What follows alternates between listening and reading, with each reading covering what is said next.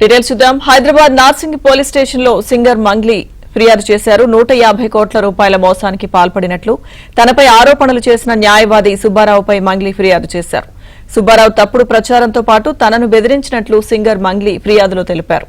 దీంతో సుబ్బారావుపై పలు సెక్షన్ల కింద కేసు నమోదు చేశారు.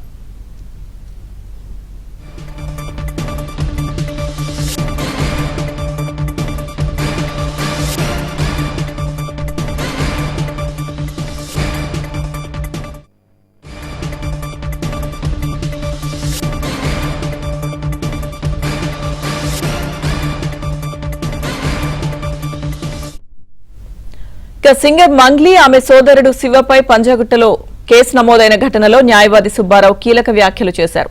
సింగర్ మంగ్లీ పేరుతో మోసం చేశారని కొందరు బాధితులు తనను కలిశారని అన్నారు. తమ విచారణలో ఈ మోసంలో మంగ్లీతో పాటు ఆమె సోదరుడు శివ, మధు అనే వ్యక్తి ఉన్నట్టు తేలిందన్నారు. కేసు వెనక్కి తీసుకోవాలని మంగ్లీతో పాటు మిగిలిన వారు డబ్బులు ఆఫర్ చేశారన్నారు. తాను కేసు వెనక్కి తీసుకోకపోవడంతో కేంద్ర మంత్రి పేరు చెప్పి బెదిరించారని చెప్పారు. తెలుగు రాష్ట్రాలతో పాటు కర్ణాటకలోనూ బాధితులున్నారని న్యాయవాది సుబ్బారావు అన్నారు.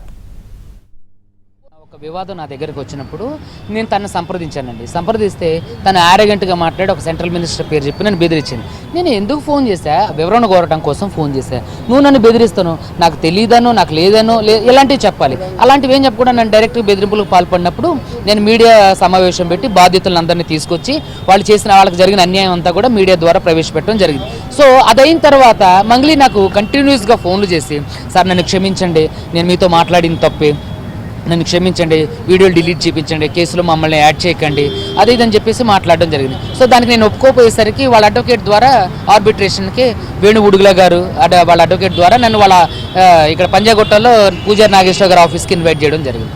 సో ఇన్వైట్ చేసినప్పుడు నేను అక్కడికి వెళ్ళి బాధితులందరినీ తీసుకొని అక్కడికి వెళ్ళినప్పుడు వాళ్ళకి న్యాయం చేయరట. ఏంటి, వాళ్ళకి డబ్బులు ఇవ్వమన్నా, నా బాధ్యతలకు డబ్బులు ఇచ్చేయండి, వాళ్ళు కేసు వాపసు తీసుకుంటారంటే డబ్బులు నా దగ్గర ఎక్కడ ఉన్నాయి, మరి ఎవరి దగ్గర ఉన్నాయి, పలానోడి దగ్గర ఉన్నాయి, మరి వాడి మీద కేసు పెడతారని అంటే వాడి మీద నేను కేసు పెట్టను. ఎందుకు పెట్టరు? వాడు మీ పేరు చెప్పే కదా డబ్బులు వసూలు చేసింది, మీ పేరు చెప్పే కదా ఇదంతా దందా షురూ చేసిందంటే నేను పెట్టను అండి అని. పోనీ పోలీస్ స్టేషన్లో కేసు అయ్యండి, కేసు అయ్యింది. పోనీ బాధితుల తరపున కోర్టుకు వచ్చి సాక్ష్యం చెప్పండి, లేదా మీరు కూడా ఒక బాధితురాలుగా ఉండండి అంటే నేను ఉండను, ఇలాంటివన్నీ నేను పట్టించుకున్నాను. సో వాళ్ళ తమ్ముడు డైరెక్ట్గా ఇందులో పెట్టుబడి పెట్టడానికి ఉండు, దానికి సంబంధించిన ఆధారాలు, ఫోటో ప్రూఫ్స్ అన్ని కూడా అంతకుముందు మీడియాకి ఇవ్వడం జరిగింది. ఈ ప్రధాన నిందితుడు మధుతో మంగ్లీకి డైరెక్ట్ సంబంధాలు ఉన్నాయి. ఎలా అంటే వాళ్ళ చెల్లిని వీళ్ళకి ఇస్తున్నారని చెప్పి బాధితులు కూడా చెప్పారు.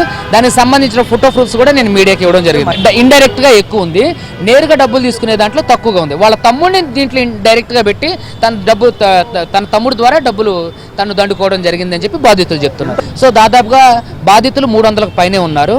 వీళ్ళు వసూలు చేసింది కూడా 150 నుంచి 200 కోట్ల స్కాము.